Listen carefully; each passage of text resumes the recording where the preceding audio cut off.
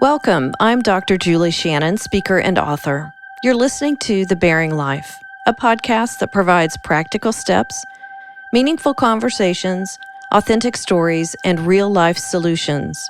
Together, we'll explore different seasons of life, finding purpose through challenging times. Thanks so much for being here. Close your eyes and count to 10. Take this moment to breathe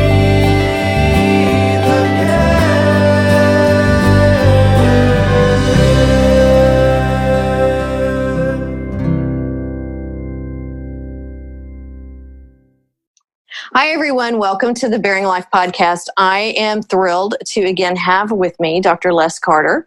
If you haven't heard the episode we did on anxiety, I encourage you to go listen to that one as well. And I just want to give a brief little intro. We're going to have his website link down in the show notes, and we'll have all the ways that you can get more information on what he's doing. He's got a great YouTube channel. We're going to hear more about that in a little while. So Dr. Les Carter is a graduate of Baylor University in Texas. He has been in psychotherapy for over 40 years. He has a practice, South Lake Psychiatric Center in South Lake, Texas. And he has been, I've lost count how many radio shows you have been part of on an ongoing basis, guest speaker, conference speaker, over 25 books, I believe. Closer to 20. Okay. That's give or take. Okay, so author of 20 books. He specializes in, right now, narcissism and also anger management. He helps couples in trouble in their marriage. So check out all of his articles and his YouTube channel. Thank you, Dr. Carter, for being here. You're a great friend, and I just so appreciate all of your wisdom and wise counsel. Okay. There you go. Well, thank you, Julie. And I thoroughly enjoy being with you. And I think what you're doing here is so necessary and good. You're speaking into topics that are really pertinent and people need to know about it. Well, and there's a hot topic that we're going to talk about this morning. And thank you for all of your encouragement and everything that I do. I appreciate it so much. There is a word that is thrown around a lot lately, I'm hearing, and it's narcissism or narcissistic. And I want to take some time this morning to clarify with you what that really means, technically what that means, because I think there's just a huge difference in someone's self-absorbed, self-centered, all about me versus the true narcissist. And it was so funny, a couple of weeks ago, I think, I happened upon, I believe it's a 1944 movie, which I could not believe it was that old. And it's called Gaslight. And it's incredible. Ingrid Bergman is in it, and Angela Lansbury. I think it was her very first role. I think she was 17 in it. But as I understand it, that's where the term gaslighting comes from. That is correct. And it's one of the first psychological dramas that was ever filmed. Yeah, I watched that a while back, and the difference in movies back then versus now is quite stark. But nonetheless, it captured the essence of this controlling, sneaky, manipulative, exploitive kind of person that was wanting to steal the family jewels, etc., and willing to create all sorts of confusion and all the rest in another person. And that's a classic illustration of narcissism. And yeah, that's where we get the term gaslighting from, because when he was up in the attic, apparently the gas lights in the house would change and all like that. And he had excuses for everything. Seeing the movie, it'd be worth going back and seeing it. Totally worth it. I actually told a much younger friend about it. I said, have you ever heard of it? She goes, oh, no. And I said, okay, you need to watch it. And it came on again. It was like on Turner Classic Movies or something. And she texted me the other night while she was watching it. And she's like, my blood is boiling. Because I said it really captures what I know about narcissism, especially that I've learned from you. All of your videos are great. So I love that. Give us a general technical, I guess, definition of Well, narcissism? Julie, way back, you mentioned that actually, the way you put it, you said I've been in psychotherapy for 40 years. I'm still figuring it out. I've been a psychotherapist for 40 years. I haven't been in therapy for 40 years. I'm sorry. Okay, that's funny. So sorry for misspeaking. But way back when I was in the late 70s, when I was in graduate school, narcissism, of course, was a depiction of a personality disorder. And you'll hear people say, well, only about anywhere from 3 to 6%, depending on the literature that you're reading, are truly narcissistic personality disorder. And what we consider as that is now what we refer to as the malignant narcissist. And an old person named Erich Fromm is the one who actually coined that term, F-R-O-M-M, and he's one of my heroes. But the malignant narcissist is somebody who's so far down on the spectrum that it's just so deeply, deeply ingrained in them that they're unable to come out of it completely. When we talk about narcissism, yes, we talk about a person who's self-enamored and they're just way too into their own personal agenda. They have a high control need. They're manipulative and exploitive, hence the Gaslight movie. They want to be superior. They have very low levels of empathy toward other individuals. It's like, I don't care what you feel. It's all about me. And they operate with what I call alternate reality. They just kind of make up facts and truth that goes along with whatever their agenda requires. And so they're very difficult to engage with. Now, in modern parlance, when a person like myself talks about narcissism, I'm talking about a pattern that's on a spectrum. And I'm very aware that a lot of people say, well, narcissism is just kind of a buzzword and to the point where it's almost meaningless. And it's like, no, it's much bigger than that. Now, some people, if they don't like someone and they're trying to think of a nasty name to call them, they'll say, well, you're just a narcissist. And so sure enough, it can be misused. But let's just take a look at human nature. Every one of us has selfishness on the inside of ourselves. Each one of us can have our moments where we just blow right past someone else's feelings and needs and perceptions, and we don't really register, what's going on inside of them because we're too into our own agenda. That's part of our own narcissistic bent.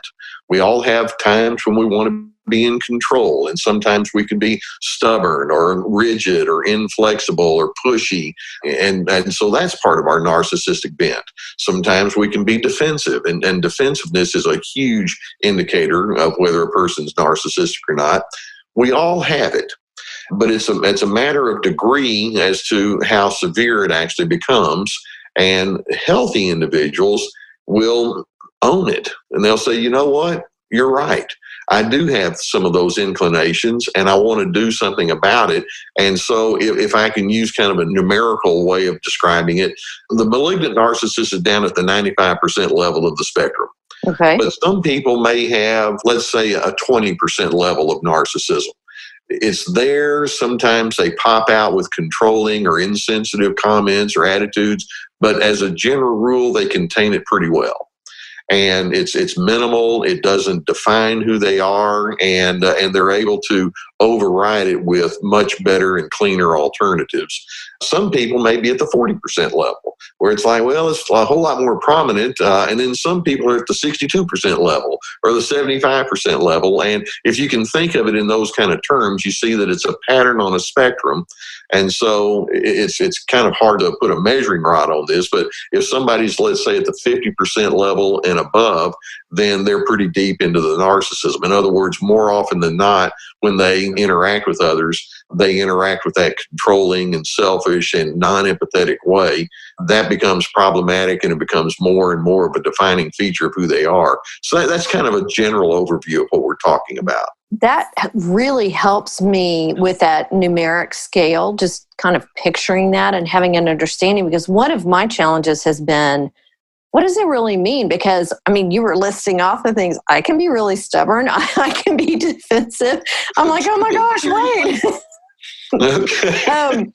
So thank you for giving that clarification. Stepping on your toes there. Yeah. Stepping on my own toes if it makes you feel any better. But I think you're right. We all do. I mean, if you look at it, and we want to talk about in the Christian worldview terms, we're in a fallen state humanity-wise. Actually, if you wanted to look at it from that angle, we have the old Greek mythology of Narcissus. Yes, I was going to ask you about that. Yeah, and it involves Echo, and you look at the stories; it's pretty involved. The bottom line is Narcissus is refreshing himself in a pond, and he's completely falls in love with what he sees in the pond, his own reflection, and he remains there until he dies, and then his remains wilter, and it turns into a flower. And we have the Narcissus flower. But actually, a fuller story of the beginnings of narcissism is Genesis chapter 3. You have the story of Adam and Eve and the talking snake and all the temptation that went on there. And the number one temptation is, why don't you eat of the tree of knowledge of good and evil and you be like God? And Adam and Eve is like, well, that sounds like a pretty good idea. And so they do. And we just look at it as they got into a bunch of bad apples, and it's like, no. This is describing human nature. Humans want to have that final word. I want my feelings to be the ultimate. I want my beliefs. I want my preferences to be the one that matters most. I want me to be the one that matters most. My cravings, my preferences, my desires. And then right after that, in what I refer to as scene 2, you have Adam and Eve over in the bushes, and God is reported to call out saying, where are you? And Adam is speaking. It's like, well, I was afraid, so I hid myself. And then Adam goes straight into blame shifting. Well, it was that woman that you gave me blames God and blames the woman, and the woman blames the snake, and the snake doesn't have anywhere to go. But that represents the creation of the false self. The humanity, we each can have this sense that says, I'm pretty impressed with me. And then along with that, we go into high defense mode. We go into the construction of the false self. I really am pretty okay. And we don't take input, and it just falls apart from there. So actually, that story, you can call it the story of the fall into sin. You can call it the story of narcissism. If you want to use that terminology, it's all the same to me. That's amazing. And as you're talking about Narcissus, and then you're talking about From, and now Adam and Eve, and I'm remembering, I don't know if I've ever told you this, I minored in psychology. So I do remember studying, and what's coming into my mind right now too is the whole ego and id, and we all have some level of that. I want to be my own God. Right. Or I want to follow God, but I don't really want to follow God because I want to do my own thing. Which I think we all have that to some level, it's not a buzzword lately, but submitting our will to God's will and all of that, I think that is so hard for us. And if you look at, I'm thinking about all of a sudden people who have had like great moral falls in the world, whoever they are, any kind of leader or a person in somebody's life. And I'm like, that accountability factor in our lives and the teachability is huge. And I know that's probably a whole different conversation, but all of that you just said about in Genesis made me think about that. Made me think about, wow, how important it is for us to, whether we're believers or not, to really understand that at our core, that's who we are. And if we got to acknowledge it and work on it. I can get a little ahead of myself, but one of my biggest pet peeves is whether it's in religious circles or politics or family engagements, we completely get off the healthy path when we go straight into the control mode. And how many people do you know in those kind of arenas that say, well, there's what everybody else thinks, and then there's me. What I want and what I think and what I feel like everybody needs to adhere to. And it's such a pervasive pattern of thinking. Like I say, we all have an inclination toward it. Others have a deep, deep commitment to that. And those are good words. Inclination versus commitment to that kind of behavior. So every one of us has an inclination at one time or another. Right. To have control or be defensive or, want our own way. But it's the 50% plus who are committed. And let me ask you, if you're slightly committed, let's say somebody's at 50%, is it generally thought of that that person is going to continue growing in their commitment to self, or is there a way to backtrack, stop? I don't know. A new video on my Surviving Narcissism channel that refers to 7 traps that narcissists have made for themselves. I forget the exact title of it, but narcissists operate with an authoritarian trap. They're inside, I've got to be in charge. Or they operate in their own trap of singularity. My way is the only way that matters. Or, things of that nature. They're in the trap of their own anger. Healthy individuals will say, wait a minute, I can see that, and I can see that I have that inclination. How might I get out of that trap? Okay. But the deeper a person goes into narcissism, it's like, I'm not getting out of it. And what they do is they try to lure you into their games. Now, let me give you a simple illustration. Let's suppose that I have done something and my wife is upset with me because she doesn't like the way that I manage something. Okay. That does happen, by the way. Oh, I'm surprised. No, but very rarely, but it does happen. Only on days that end in Y. But let's suppose that she says, Les, I didn't like the way you managed this, and there was something I wanted you to understand differently. Well, if I'm in my narcissistic mode and I'm trapped in all of that, I'm going to come back with, what are you talking about? How can you dare say that about me? And this is ridiculous. And then besides, look what you did. And so what I'm doing is I'm flipping it back on her, and then I'm luring her into that trap. It's like, join me in this non-productive form of communication, because once you get into this cage with me, I'm going to pummel you. And that's how it works. As opposed to, let's suppose that my wife says, hey, there's something you've done, it's bothering me. And then even though I may feel uncomfortable, I can say, I knew something was going on. So why don't you talk with me about it? What is it that we need to understand? I'd like to get your input. And then I'm not going to receive input then for the purpose of, getting back at her. But I can say, you have my assurance. I'll listen to you carefully. Okay, that's a non-narcissistic style. Mm-hmm. And it's the more healthy version. And that's what I mean when I say some of us see our inclination and we know where that inclination could go in the wrong direction. And so we curtail it and we pull back, and it's like, empathy works. And humility is necessary. A bit of patience and self-restraint, that could be applied. I'm willing to do that. And how many people think that way? That's so reasonable. I mean, I'm just sitting here. That is so reasonable. There's so many folks that can't do that. And that's the narcissism. Okay, let me ask you, is that a situation where it would be helpful? A helpful tool would be, I'm going to take 10 seconds here before I react. Because, in close relationships, those are often the ones where there's that pattern that gets set up of react, don't react, come back. Right. And then you're right. It's not productive. And it's like, do you really? Codependency, by the way. Okay. We feed off of each other. Yes. Okay, good. We need to do that topic next. Okay. next season, we'll do that one. Okay. So let me ask you this. How do you spot it in someone? Let's say I'm single and I have a lot of younger single friends, and actually I have several single friends my age. What are 2 easy ways to spot it? And then if we're already involved, if somebody is in a marriage with or committed to or in a family with a narcissist, like a committed 95% narcissist, how do we spot it? Then how do we engage in a healthy way? You asked for a couple of ways. Let me give you 2 really easy indicators. Okay. One is how, what would be the right word? How insistent is a person?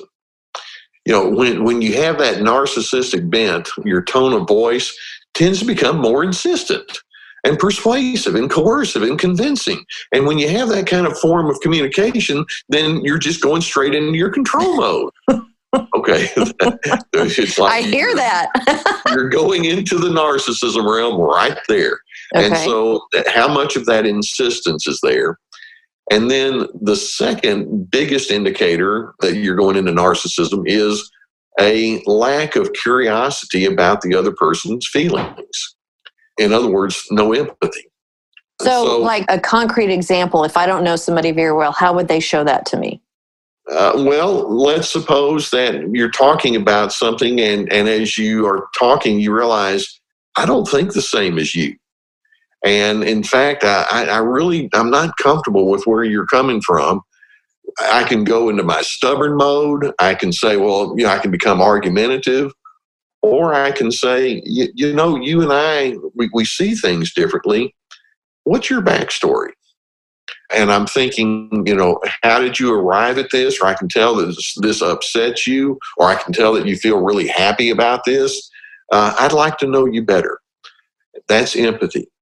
And you want to know that person from their vantage point, and you're not just collecting data so that you can then use it against them later on, but you're honestly thinking, this is a very diverse world, and people bring diverse feelings and needs and interpretations. I'd like to know you. That's empathy. And narcissists don't lead with that at all. They miss that one. So if you want to look for two top indicators, there you have it. Okay, those are good. And low empathy. Okay. So pay attention in conversations with people you don't know. Yeah, well, and to me, one of the best indicators that you can have of a really well-balanced person is there's a real healthy curiosity that you have about other individuals. And Julie, I know that in the work that you're doing here with your ministry, you're talking to people who are in conflict in one form or another, whether it's their grief or their anxiety or their hurt or their confusion. And how many of them would say, I don't have a lot of people who take the time to know me? A lot. And they feel isolated. And that's because a lot of folks out there, they want to just give you advice that you didn't ask for. Or it's like, yeah, well, let me tell you about my story. And so let's just blow right past your issues. And they just kind of get off on their issues, and they leave you feeling like, well, sorry I said anything. And so we need to have that sense of empathy and care and understanding and patience with one another. That's the non-narcissistic approach towards engaging. Okay, I love that, because so many people I talk to, and whatever their pain is, and you too, I mean, in your psychotherapy work with people, I find that I'm one of the first people who has really engaged with them in their pain. Either someone said something so wounding and said, I can't deal with this, whatever it was in their life, and they shut down. Or you're right, people want an easy answer and an easy way to fix it for you. And if they don't have it and they're uncomfortable, they move on, they blow on past, and they just ignore it. Yeah. And then I think they eventually think it all goes away because they don't talk about it. Well, they don't talk about it because they've been shut down. So there's that fine balance between sitting in it and stewing in it forever, and having people come in, inviting people in, people being willing. And that's one of the reasons I'm doing what I'm doing. I want people to be willing to, let's walk into those awkward spaces with the people we care about, or even strangers if we want, or people we're in community with, just to show that empathy. It's kind of sad to say that makes you a bit of an odd duck in a good direction, I might add. Not that many people want to take the time to do that and to be that. And it's so fascinating. I mean, I know that you've talked to so many people that it's like, why bother to share my story? Because I know I'm going to get stepped on anyway. Yeah. And that's because they bump into that narcissistic reaction where the other person's saying, hey, look, what's going on inside of you makes me feel uncomfortable. Therefore, let's go with what makes me feel better.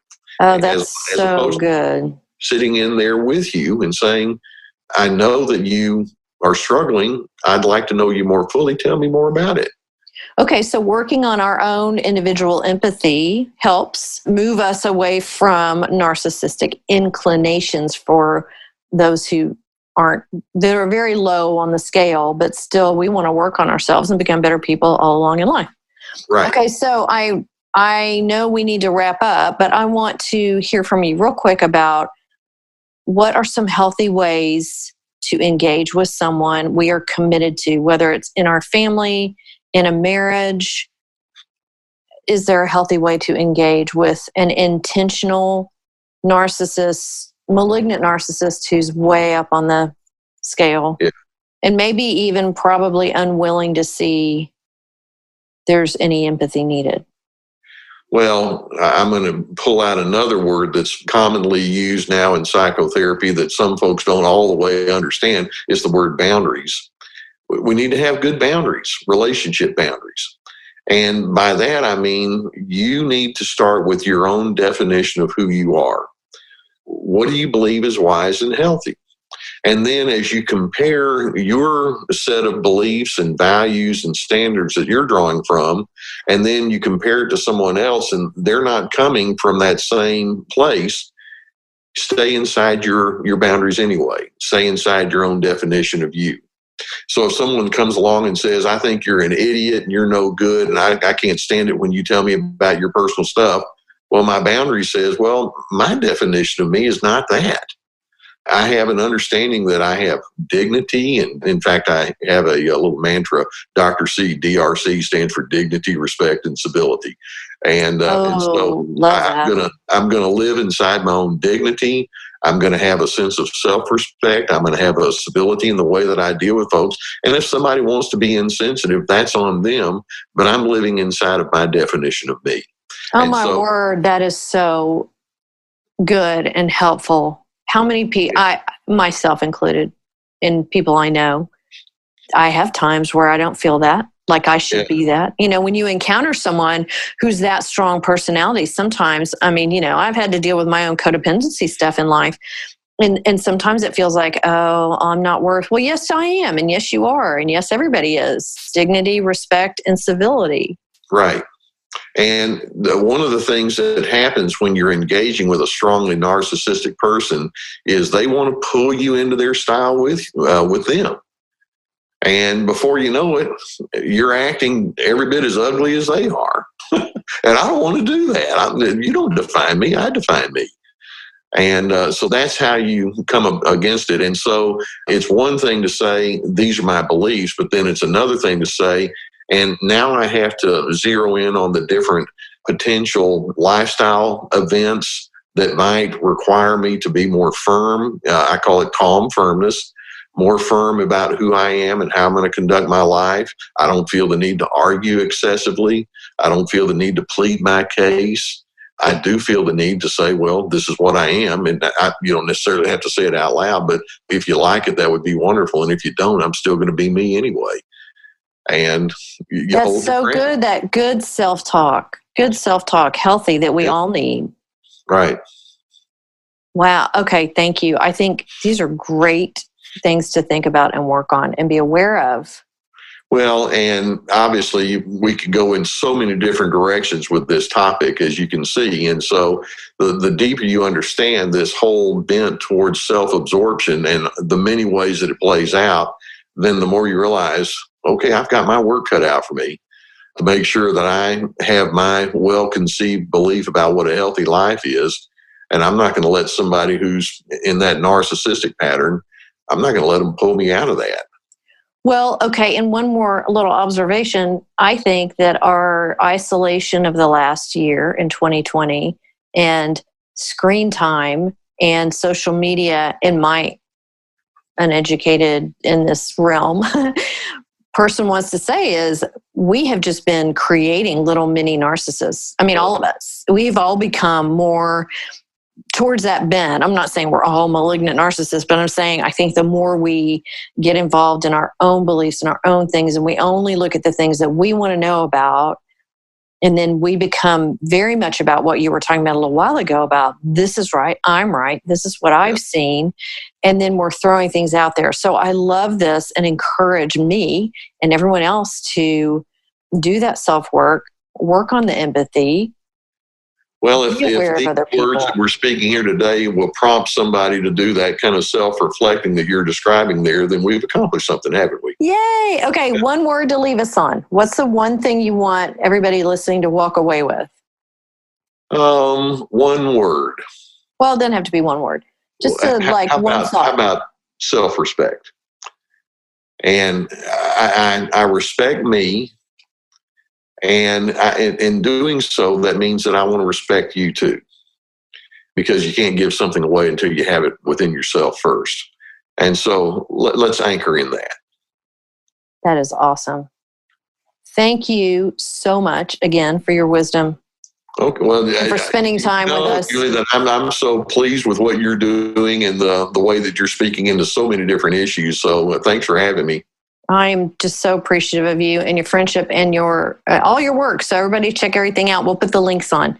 Okay. Thanks for joining us. Have a good weekend. Okay. Thank you. See ya. Bye. All right. Bye. Thanks for listening to The Bearing Life. Are you in the middle of an infertility journey, or maybe trying to navigate your way through involuntary childlessness? I've written a resource. It's called Infertility and Involuntary Childlessness, Traveling the Terrain.